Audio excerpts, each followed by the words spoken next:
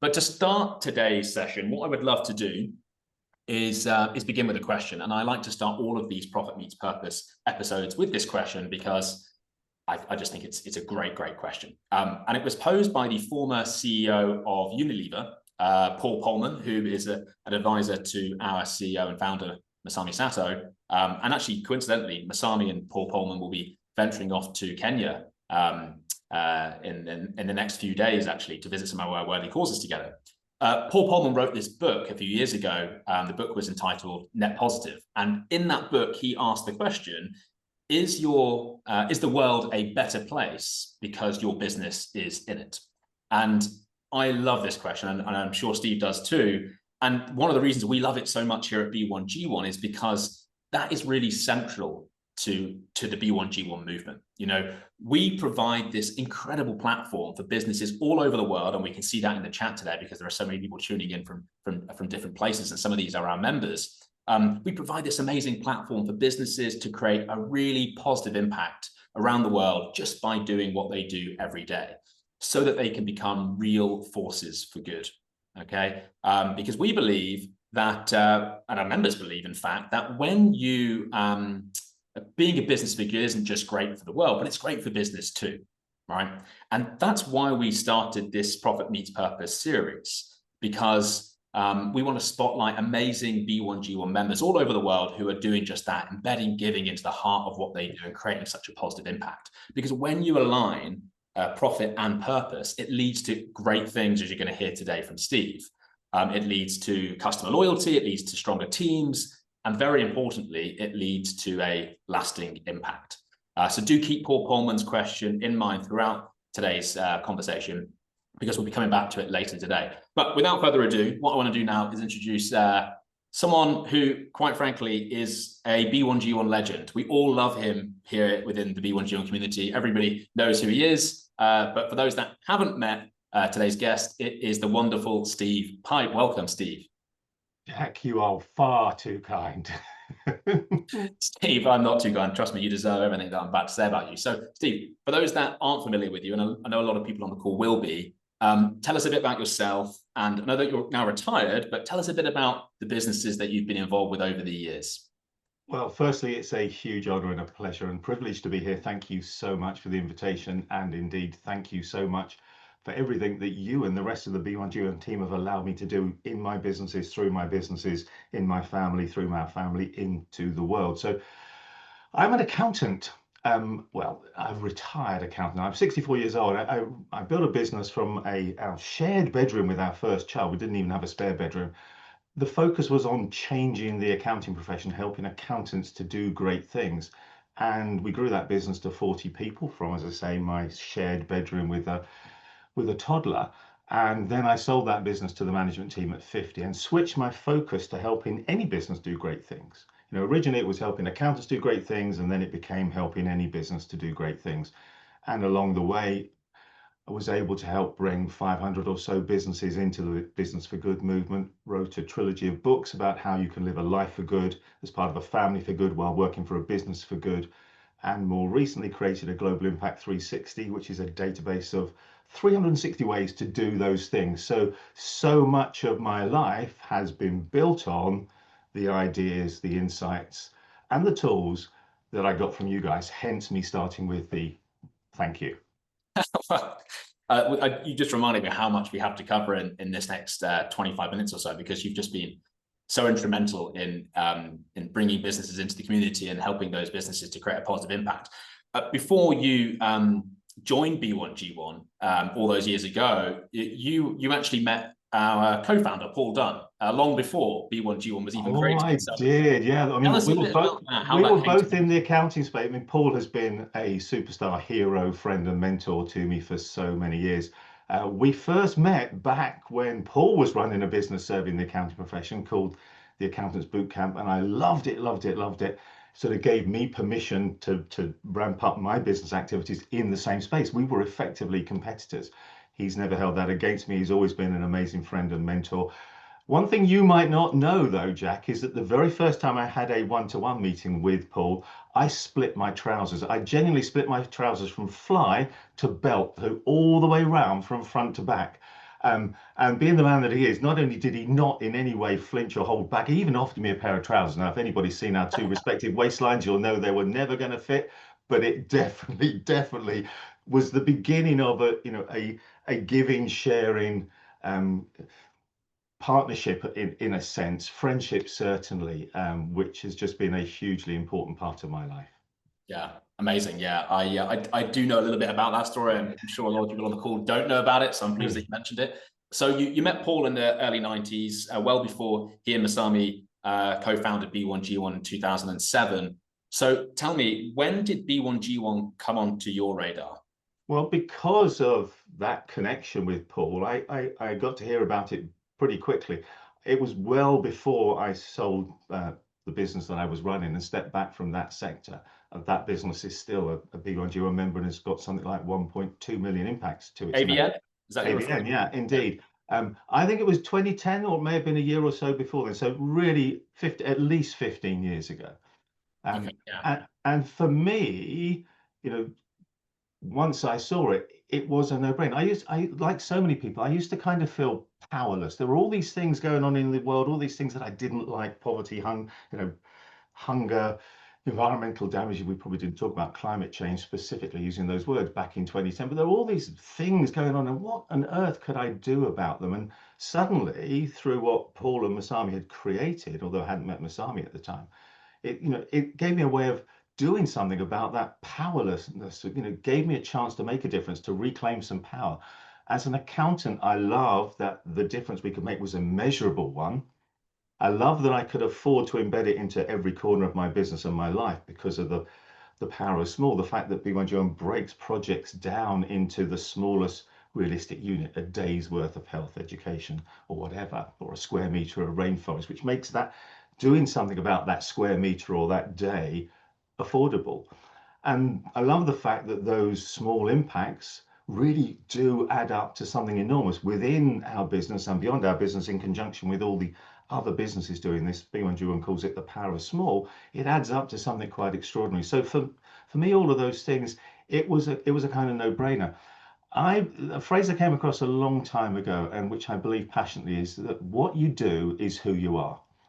And what B1G1 allowed me to do in my business then and then beyond my business now was to live my values, not just list them. We can all say things. We can all say that our values include kindness, caring, generosity, and so on. Those are just words. We can all put them up on the wall in the boardroom as some kind of value statement. They're still just words. They're still just a list. What's key is living your values, and what B1G1 allows us to do more clearly, more simply, more effectively than anything else I've seen is to live those values. I love that. What you do is who you are. That's awesome. Really, really like that, Steve. So when you became a B1G1 member, you were with ABN back then, right? Yeah. So how did you initially embed B1G1 into that business? Well, so that business was running events to which accountants would come, and then they would hopefully go on to have an ongoing commercial relationship with us, pay membership fees and so on.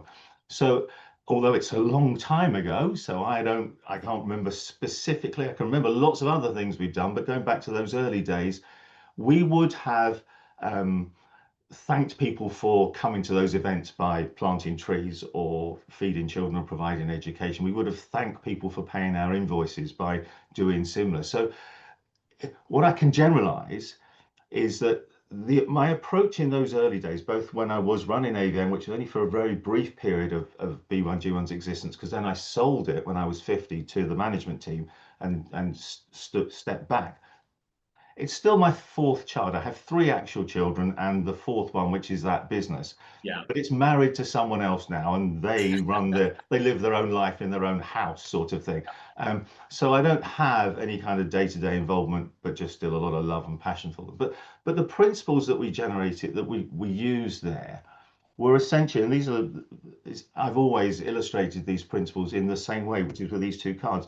Imagine if every time something good happened in your world, in the business, that acted as a trigger that made something good happen in our world. And it's that kind of, when something good happens, you make something else good happen, that turns what otherwise would be random acts of kindness. I mean, random acts of kindness are great, but I think What we need are systematic acts of kindness.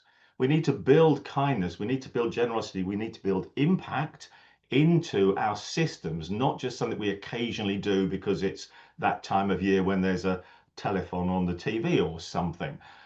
So it allowed, what we took was this idea of let's build systematic acts of kindness into all of the triggers that happen within a business. So what are the good things that happen in a business? Someone joins your mailing list.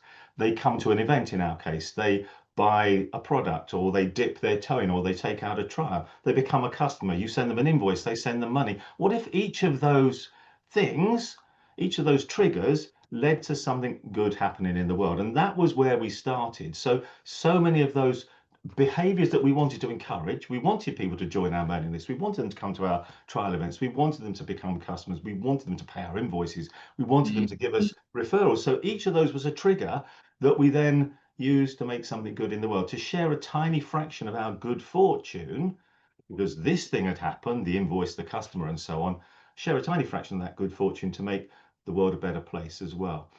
And then we also realized, well, actually, you don't just need to use it for good things when good things happen, but actually, sometimes bad things happen. Sometimes you screw up. Sometimes you make mistakes. Sometimes you need to apologize.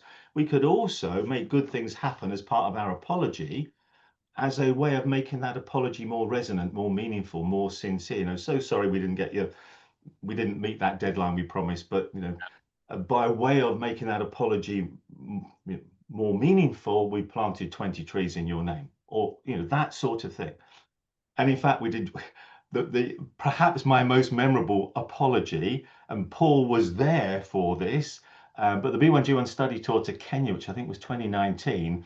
On one of the nights, we went and slept in one of the Worthy Causes properties, which had walls but an open roof sort of thing, an overall roof over the whole building, but no individual roofs on the room. So the noise from any given room would go all around every other room. I snored so terribly that night that I kept the entire contingent awake all night. And it was pointed out, I mean, I'm largely oblivious to this. I'm asleep when I'm snoring by definition. But in the morning, it was pointed out to me that I'd snored rather heavily and kept everybody awake. And consequently, so what I did was able to do that same day by way of apology.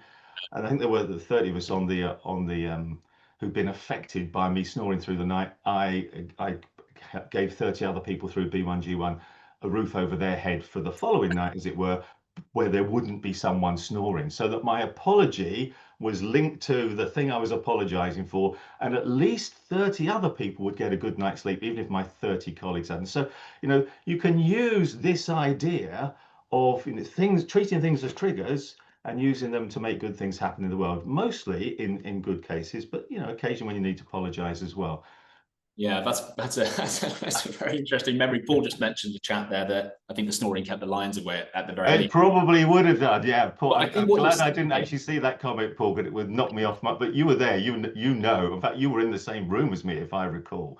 A but small room for what 4 you're of us. saying here, it makes such a good point, because I think there is sometimes a misconception amongst businesses that are joining us here at B1G1 that you have to link giving to sales. When I sell something, that's when I'm going to give, right? Yeah. When in reality, because of the hundreds of projects that we list here at B1G1, many of which are very low cost, you can link everyday activities. It doesn't even need to be business related to a project and create a positive impact. So personally, I don't run a business. I work here at B1G1, but I do giving, for example, for every kilometer that I run each month, because I enjoy running. So there's that shift in mindset from it being just related to sales when I sell something, when I make money, right? Yeah, that is just, sale is one of perhaps 200-300 possible triggers, but actually there's actually an unlimited number. Who would have guessed snoring would be a trigger that you can use to make something good happen? There is no corner of life that this principle can't be used to make that part of life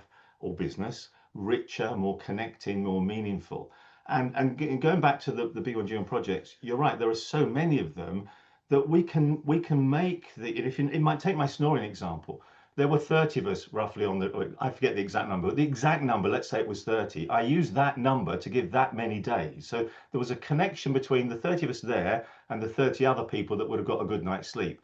There was a connection between the project that I was able to create an impact through, putting a roof over other people's head because the roof over our head had been disrupted that night. So there's a nice connection, there's a nice congruence, which makes the whole story fit together and just really connect with people so much better. So because we have so many projects, we can not only use it with every trigger, whether it's sales or customers or snoring and every good things, bad things, but we can shape the impact that we create so that it really resonates. Yeah. It's really meaningful and deliberate. Yeah, well said. Yeah. So I appreciate ABM was a long time ago for you, and you know, you've given a general sense of how you incorporated B1G1.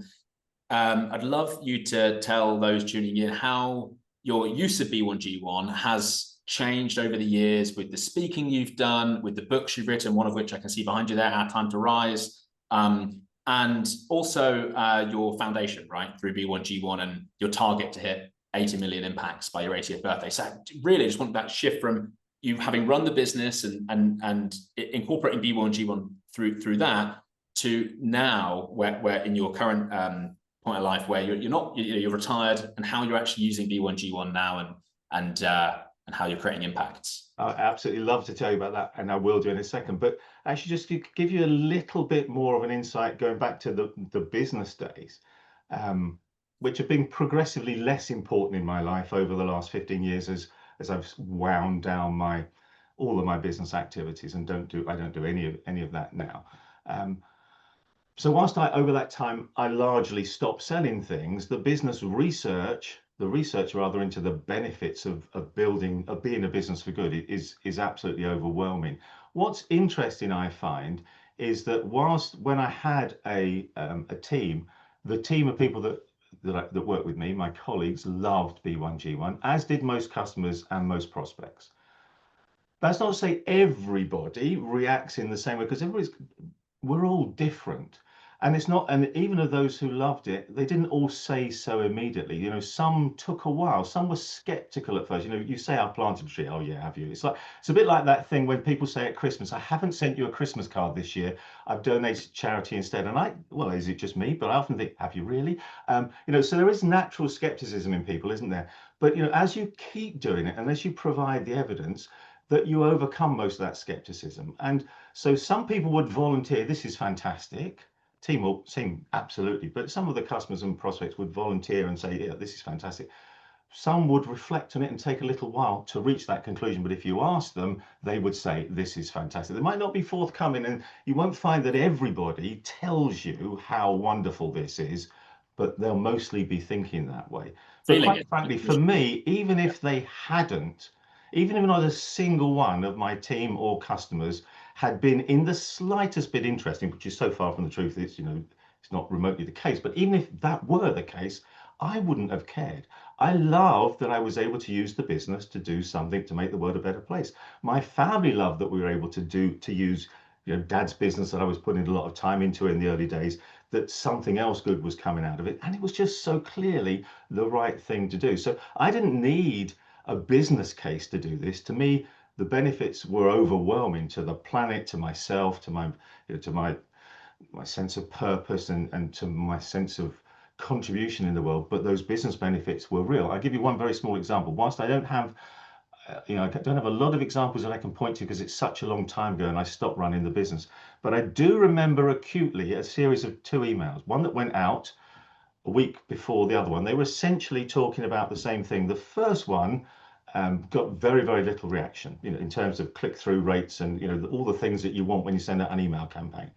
The second one was 3 or 4 times as effective.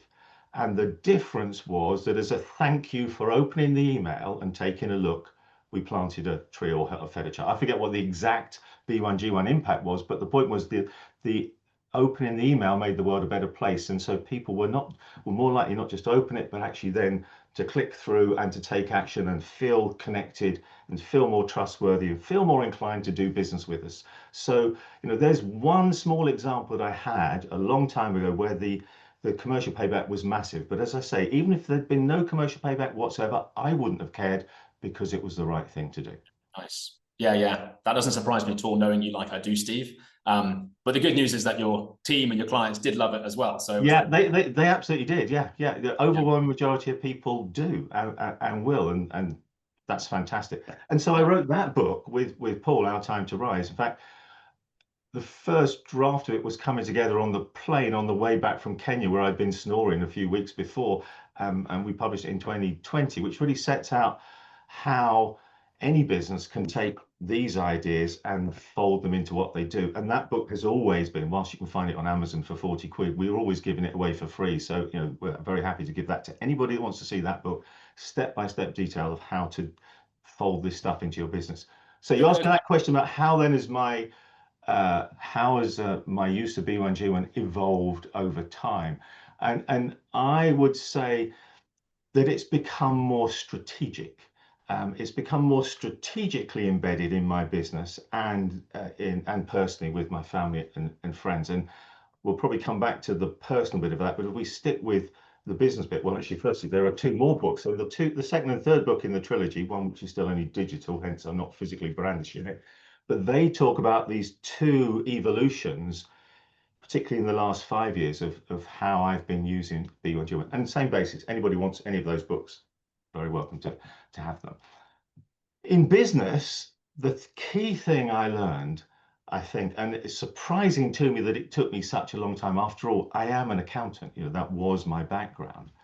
The key thing I learned is what I tried then to set out in this book, which is that the best place to start with this idea of making a difference in the world, I think, is to fold it into what you're already doing. Every single business in the world has goals.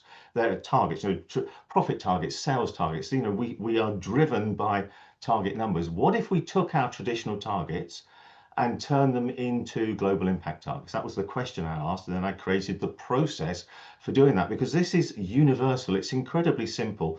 It's profoundly strategic, and no one is doing it. If I give you a really simple example, just to show how powerful this is, book sets it out in precise detail, and anybody's welcome to have a copy. It's my gift.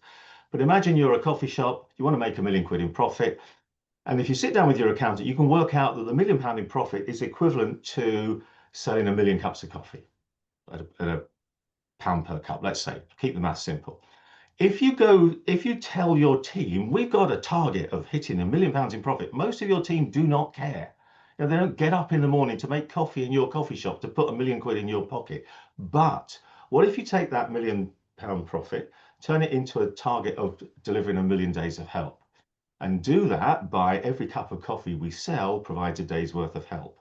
So when we sold 1 million cups of coffee, guess what? We'll have made £1 million of profit, and we'll have delivered 1 million days of help. Now, the 1 million days of help way of framing, of positioning your business target is fundamentally better. Because you can go to the market, you can tell customers, you can tell the team, you can build word of mouth advertising around the idea that you're the coffee shop aiming to achieve and provide 1 million days of help. Just imagine what that does for team motivation and inspiration. Just imagine how that gets people talking. Just imagine how it will help you sell more coffee. Ultimately, the two goals are the same, and yet the way in which we frame them as global impact targets means we are much more likely to achieve them. So why wouldn't we start by taking the traditional targets that we have and turn them into global impact targets? Because then two things happen. Firstly, we as a business hit our targets more easily. And secondly, we as a business make the world a better place. I mean, what's not to love? So that's what I mean by being strategic and universal. And yet almost no one is doing that. Yeah, honestly, go on. I feel like I'm So going to. I moved my focus in a business context from all of these little more tactical triggers, you know, winning a customer, sending an invoice, to this more strategic viewpoint, which was that we can reframe all of our business targets. And that's, every business has got that, and every business can do that. It's so easy, it's so powerful. The second strategic evolution for me was really what the third and final book in the trilogy. I don't think I've got any more books in me, but the third and final book in the trilogy, which is also my gift to anybody who wants it, because that's why they were written, was to be shared, was this. For us, the way that we articulate it is a global impact foundation for our family. But it doesn't matter about the words, or even whether you call it a foundation or not. The third strategic use for us was opening B1G1 up to my family and soon to our friends as well. And what I mean by that is that the 10 core adults in the family, we've had 3 adult children, they have husbands and wives, and we've got 2 of our parents still alive, so, and there's Carol and I, so that's 10 of us. We are automated daily giving happens through B1G1 for each and every one of us. Each of us has chosen a project and happens every month through the B1G1 functionality, but every month those projects are supported 30 days worth of giving in each case. We then have B1G1 engagements where we can, rather than getting fed up and depressed by mostly what we see in the news, we can react to the news by making good things happen. Well, you know, we can't actually help specifically that person we've seen on television, you know, dying in a battle zone, but we can help someone else. So that we can start to add into that. There's lots of bad things going in the world, but we can start redressing the balance by making good things happen. In fact, when the news makes us unhappy, we can do 3 good things for every 1 piece of bad news. So that we create 3 good things in the world every time we see a bad piece of news. So we react to the news. We use B1G1 around births, deaths, marriages, when we want to say thank you and sorry, when we want to celebrate and congratulate, when we move house, when we pass exams, when, you know, in every corner of our life. We even have created a way in which the school that the kids went to, every single Monday morning in assembly, the head teacher gives the children the choice of 4 projects that can be supported by our family, but the kids have a shoutometer, a cheerometer. They shout for the project that they want to support, and the head teacher just clicks a button. They always have big screens in the front of classrooms these days. They click the button and that automatically happens through our family foundation, in other words, through our B1G1 account. And we've set a goal for all of this activity, the combination of what our family does, and soon we'll be opening those things up to our friends as well at Christmas time, and the school that we work with. There's a local restaurant that that we support by allowing their team once a week to provide 30 days of help to a project of their choice through our B1G1 account, so at our expense, not theirs. All of that activity, plus the impacts created by the 500 or so businesses that I've helped bring into this movement, B1G1 keeps the score of our collective impact. And we've set a goal, an 80 by 80 by 80 goal. And that means that by my 80th birthday, or our 80th birthday, Karen and I were essentially the same age, we want to have helped unlock 80 million days of help by our 80th birthday by working in conjunction with 80 other friends and family members.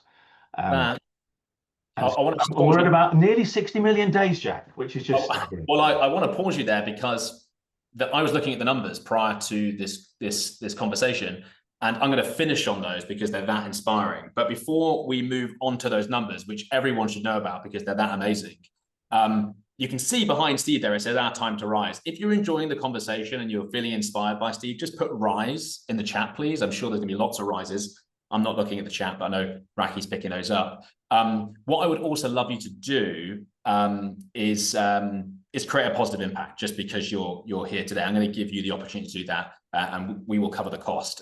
As you probably can tell by now, here at B1G1, our members like Steve and others, we like to incorporate giving into everything that we do. So what I'm going to do is I'm going to share my screen here, and what you're going to see on screen is a QR code on the left-hand side there, and there are 4 projects which you can choose from when you scan that QR code. Now, if you can't scan the QR code because your phone's not nearby, Raki will pop the link in the chat for you to click. Choose one of those projects and we will create that impact on your behalf just because you're here today on the call or because you're watching the recording. And if you are not already a B1G1 member and you would like to explore B1G1 further, you're very welcome to do that. You'll be given the option to have a chat with us if you would like to when you scan that code and choose an impact. So do go ahead and do that. And thank you in advance for choosing one of these projects. Like I say, we cover the cost of that for you. So to finish off, because we are right on time here, Steve, what I do want to do is talk about those numbers which you refer to.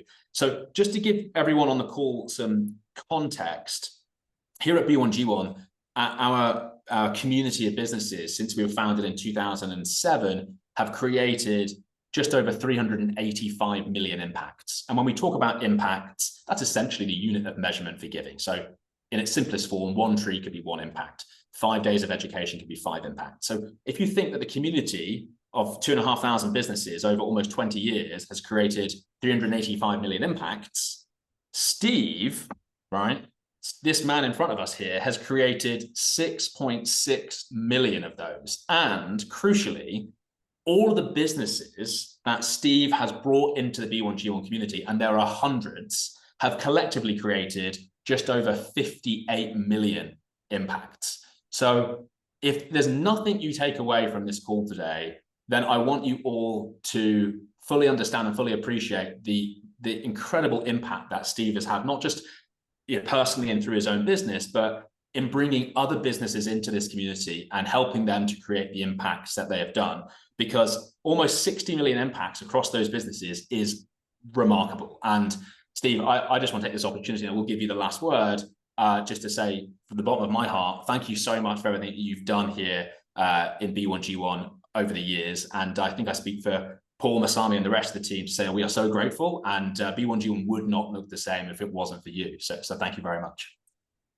Well, I mean, those numbers are always incredibly humbling to me, but they are a brilliant example, I think, of two things that you guys talk about. The power of small and the power of all. When I started using B1G, everything was small. We were all small, but this idea of making small differences out of, or using a small part of the good fortune that you have in your life to make good things happen elsewhere and to redress some of the problems that are going on elsewhere, hunger, starvation, and poverty, etc., is such a simple but such a powerful idea.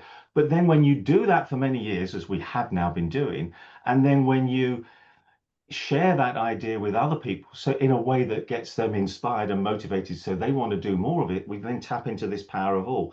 If you had asked me what's the one practical step I'd recommend to anybody at this point, is by way of closing down, it would be to have made essentially the point which I've just started to make. But my one piece of advice to anyone is, well, the glib version is just do something, do it immediately. We kid ourselves, we'll do something tomorrow, but tomorrow never comes. Do it now. Actually, but much more specific than that. With the state that the world's in at the moment and how busy all of our lives are and how challenging everything is, I believe that we need to do something really big, really easy, and really quick. And we can do that by taking this B1G1's traditional power of small idea and multiplying it by the power of all. The numbers you just talked about are evidence of how I've been able to do that, but anybody can do it. There's nothing special whatsoever about me.